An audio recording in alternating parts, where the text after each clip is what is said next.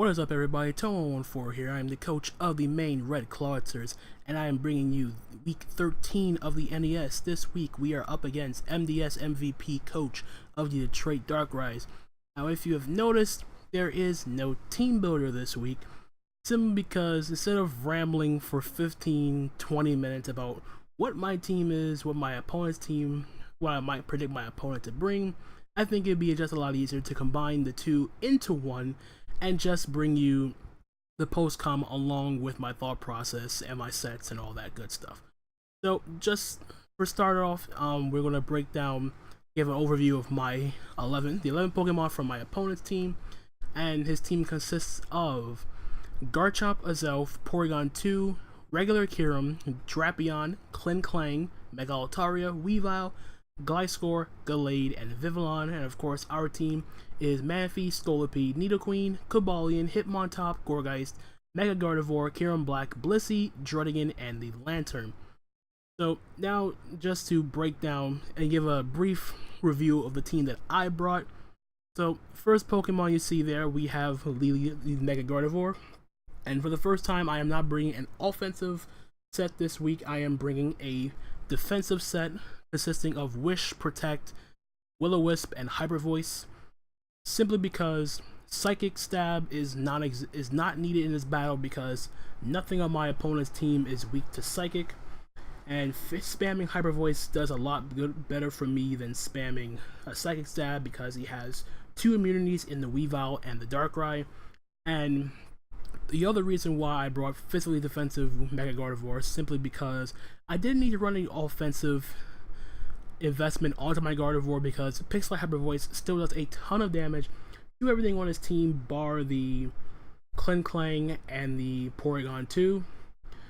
But at the same time, physically defensive Mega Gardevoir does let me take on Weavile a bit better if I can burn it with Will-O-Wisp. I can take on Drapion if he's not a Lumberry, SD Lumberry.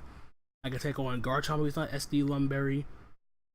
And pretty much take on most of his physical mons if I can cripple it with a Will-O-Wisp and then just spam Hyper Voice and then Wish Protect to keep my Gardevoir healthy. Simple max HP, max defense.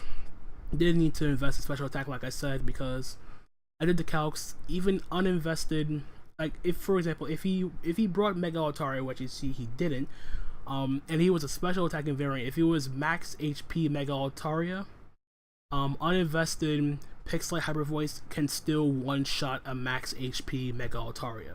So the special attack investment did not matter.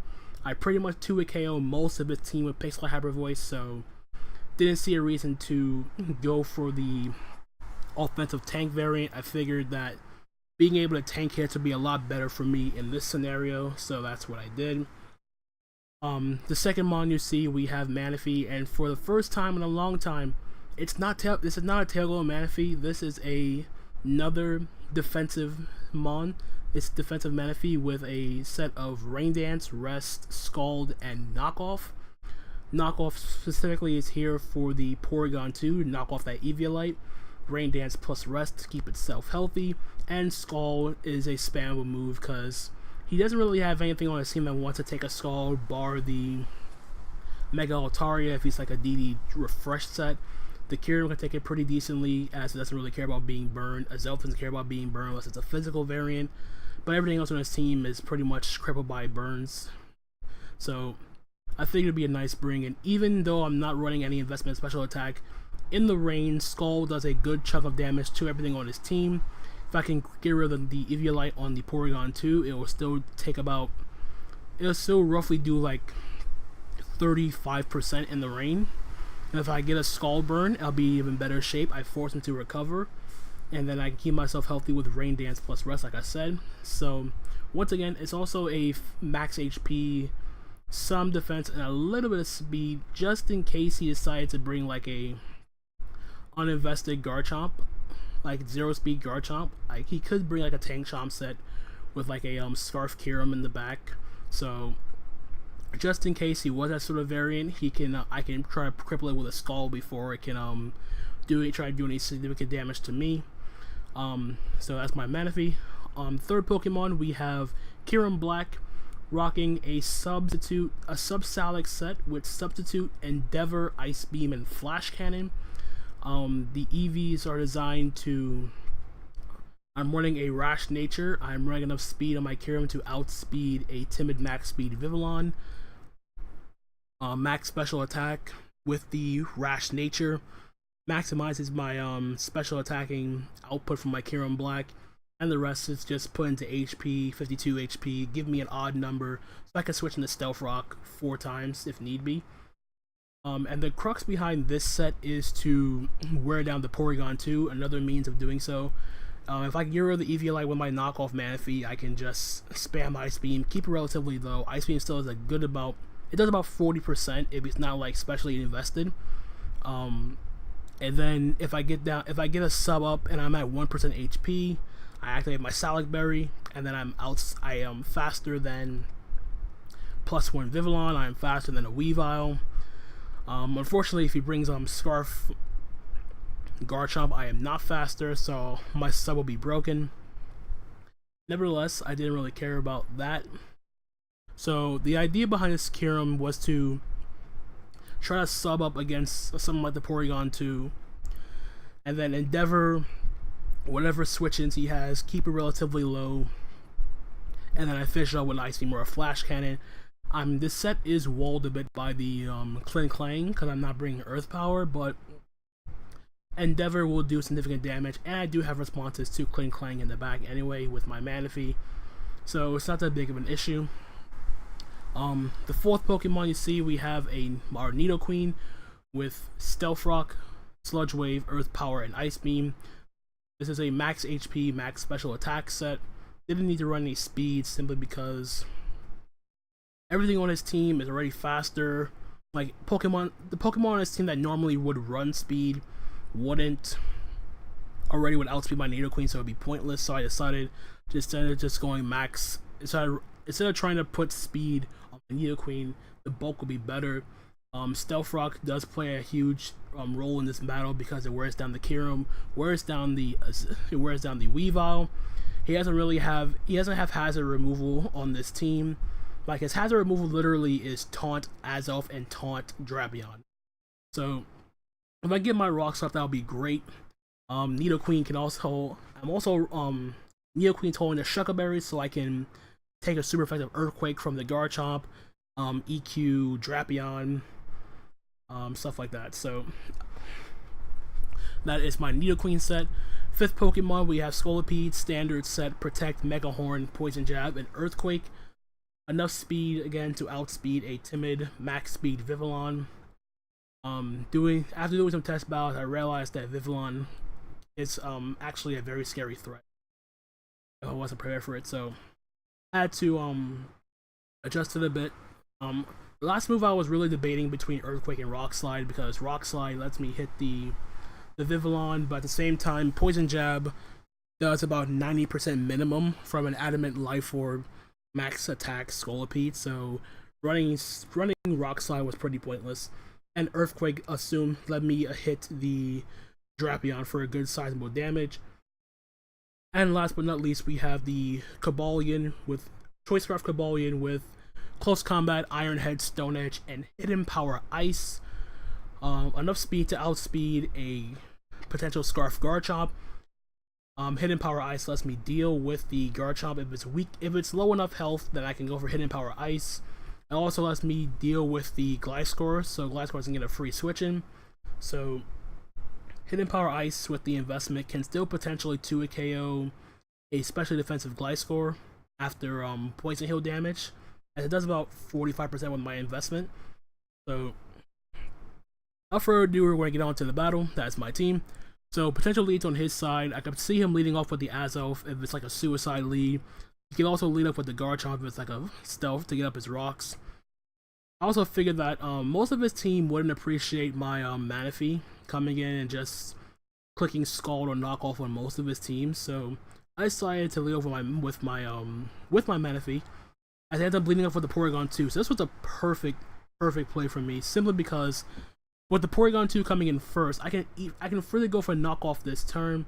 Remove the Eviolite. If he switches out to either the Garchomp or any other Pokemon, I get rid of their item. But at the same time, nothing on his team bar the Azelf or the Kyurem wants to take a Scald. So I lose nothing by just clicking knockoff turn 1. So go for the knockoff, remove the EV life from his Porygon 2. He goes for the Thunder Wave here, paralyzing my Mana Feed. Don't really care because I have... He goes for a double Thunder Wave, predicting me to switch. I decide to go for my Rain Dance. So I cure myself of my paralysis. And now I get to go for a free Skull this turn. That's a good sizable 31% damage. And I get the burn. And this time he goes for the Thunderbolt, which is a 2-hit KO. I did not expect him to be offensive Porygon 2, but that was a good bring on his part. I do not want to take another Thunderbolt, so I go out into my Nidoqueen as he goes for another Thunderbolt. I am immune. So now this turn I get to set up my Stealth Rocks here. I couldn't pass it up as this turn he decides to go for the Ice Beam. It's also a 2-hit KO, which is great for him. So his Porygon 2 is getting worn down. I don't want to stay in, so I decided to go out into my Kyurem on the Ice Beam, as he decides to go for a recover this turn. So this time I decided the rain stops, and then this time I go for a substitute here as he goes for a Thunder Wave, which won't affect me since I'm behind the sub. And with the EV light gone, I get fire off a free Ice Beam here, as nothing wants to switch in except for the Weavile. Almost takes it out with the Ice Beam there. He goes for his own Ice Beam, takes out the sub. He's almost gone with the burn from the burn, so I go for another sub here as he goes for the Ice Beam here to break my sub. And now Porygon 2 is down, which is great for me because that thing was a problem for my team. And here he goes out into his Garchomp. Now, what I did this turn was I figured that the Garchomp is going to outspeed me. He can go for a Dragon Claw or an Outrage, but at the same time, if he goes for Outrage, I get a free switch into Gardevoir. At the same time, I didn't want him, if he had Poison Jab or Iron Head, I'm assuming he had Iron Head here because it hits the Gardevoir and hits my Kyurem. So I decided that this turn I was going to sack off my Kyurem, get a free switch into my Gardevoir. I get my Mega Evolution off, I live an Iron Head, I go for Will-O-Wisp, and then proceed to Wish Protect my way back to full HP. So I decided to stay in this turn and go for my just go for Ice Beam here because I had nothing to lose in this turn. So he goes for the Iron Head, and unfortunately I live on 4%. I eat my Salad Berry, I get the boost, I go for the Ice Beam. Goodbye Garchomp. Was not expecting Breaker to live there, but the HP investment did help. Goes out into the Weavile here. He just picked me up with an Ice Shard or a Fake Out. Let's go for the Fake Out here, so down goes my Kyurem. So now I also get a free switch now into my Gardevoir because I know for a fact I can take any hit from this Weavile, at least one hit, as I go for the Will-O-Wisp this turn. Gets the Ice Crash off. That's a 2-hit KO. I get my Will-O-Wisp off. Fortunately for me, I do connect the Will-O-Wisp. So that thing is now crippled, it's on a timer, and I could freely go for a Wish this turn. Unfortunately, he missed the Ice Crash this turn.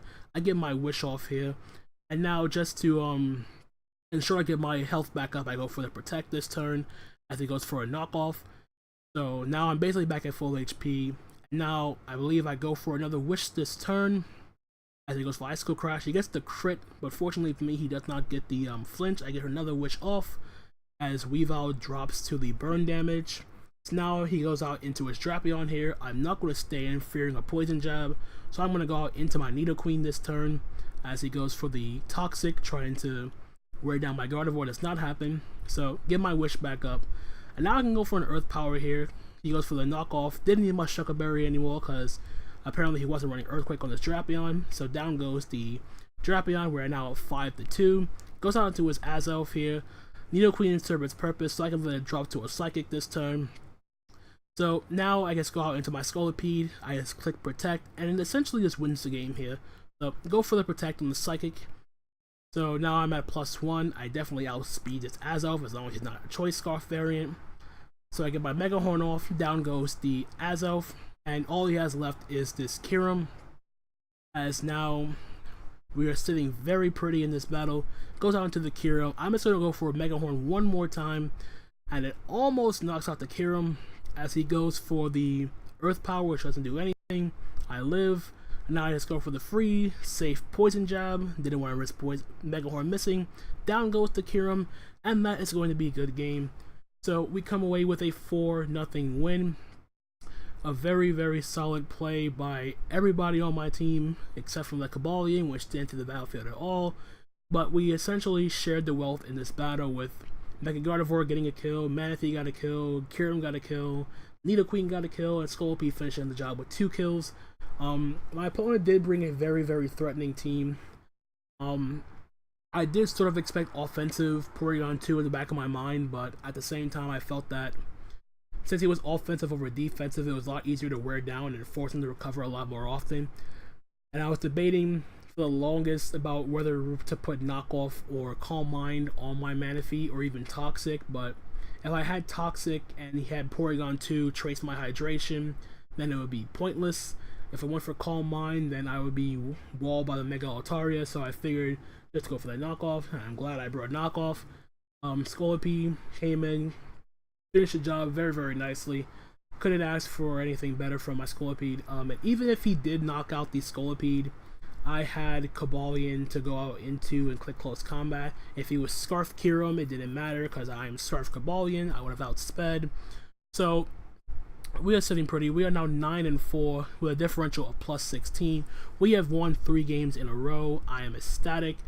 And we've all but ensured ourselves a spot in the playoffs, which is very, very grateful for me, in this being my first ever live recording of a YouTube league, so to speak. So I'm very happy with the results that I've put up with these last couple of weeks, and I think these last 2 weeks of the season are going to be very, very stress-free, so to speak, as I don't really have to worry about whether or not I'll make the playoffs. I think it'll just be more of a positioning. I will try to win the last 2 battles, hopefully try to go 11-4, but at the same time, so I play for fun. That's all I want to do. Pokemon is meant to be a fun game. This was kind of a hacks-free battle, with the exception of the Icicle Crash Miss on my Gardevoir, but at the same time, I felt as though that I played well around his Mons, and he brought a very, very threatening team, so props to him for that. If I do play him again, it will be a lot different result, because I know he's not going to take this lost line down for sure, so I am very, very grateful to have this win. I'm grateful for the Mons, that my team building went very, very well this week, so that's all I really can say about this battle. I'm very, very ecstatic. Everybody did their part, and I couldn't be happier. So I'm just gonna leave it at that. If you enjoyed this battle, feel free to hit that like button. If you enjoyed the content so far, feel free to subscribe, because there's gonna be plenty more league battles to come, whether it be from the NES here. I also have the IBL and the UBA, which I'll be uploading in the next few hours, so to speak. So be sure to look out for that batch as well. But until the next time, my name's Anthony, aka Tone14, and I'm gonna catch you guys on the flip side. Later.